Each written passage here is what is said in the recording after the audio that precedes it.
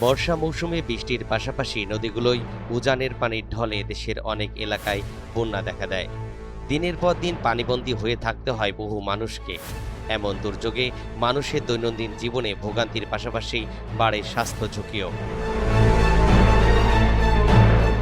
সড়কে, বাড়িঘরে, স্কুলে জমে থাকে পানি। এ সময় চারপাশে স্যাঁতসেঁতে পরিবেশের পাশাপাশি নিরাপদ খাবার পানির সংকট দেখা দেয়। এছাড়াও নানাবিধ কারণে বর্ষাকালে বিভিন্ন রোগের ঝুঁকি বাড়ে। বিশেষজ্ঞদের মতে এ সময় সবচেয়ে বেশি আশঙ্কা থাকে ডায়রিয়া, কলেরা, টাইফয়েড, ডেঙ্গু এবং বিভিন্ন ধরনের চর্মরোগ হওয়ার। তাই জলাবদ্ধতা বা বন্যার সময় সুস্থ থাকতে হলে শুধু রোগের নাম জানলেই হবে না, জানতে হবে কোন রোগ কী কারণে হয়, কারা বেশি ঝুঁকিতে থাকেন এবং কী করলে ঝুঁকি অনেকটাই কমিয়ে আনা সম্ভব। বন্যার সময় যেসব রোগ হতে পারে। ডায়রিয়া। বন্যার সময় বিশুদ্ধ পানির অভাব এবং পচাবাসি খাবার খাওয়ার ফলে ডায়রিয়া ছড়িয়ে পড়ে। এটি শিশু ও বয়স্কদের জন্য প্রাণঘাতী হতে পারে। তাই দ্রুত খাবার, স্যালাইন ও প্রয়োজনে শিরাপথে স্যালাইন দিতে না পারলে রোগী তীব্র পানি শূন্যতায় মারা যেতে পারে। কলেরা। দূষিত পানি ও পচাবাসি খাবারের মাধ্যমে কলেরা জীবাণু শরীরে প্রবেশ করে। এতে তীব্র ডায়রিয়া ও বমি হয়। দ্রুত চিকিৎসা না নিলে কলেরার কারণে জীবন সংকটাপন্ন হতে পারে।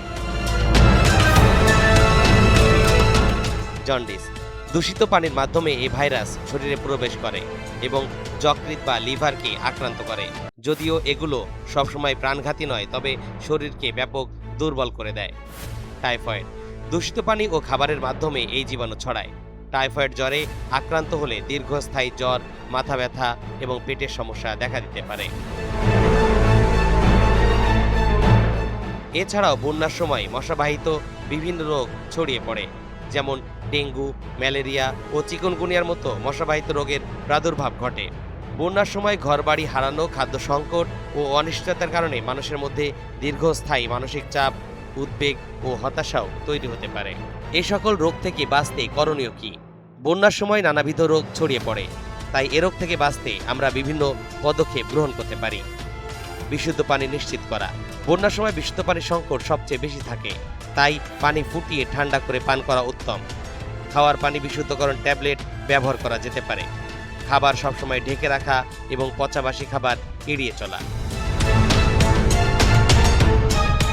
বন্যার পানির সংস্পর্শ যতটা সম্ভব এড়িয়ে চলতে হবে।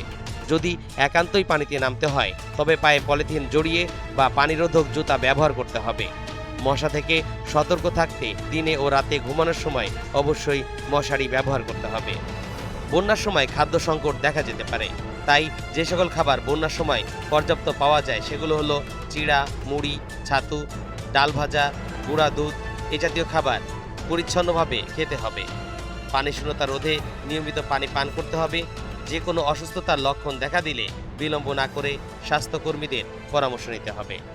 তরিকুল ইসলাম, NTV অনলাইন।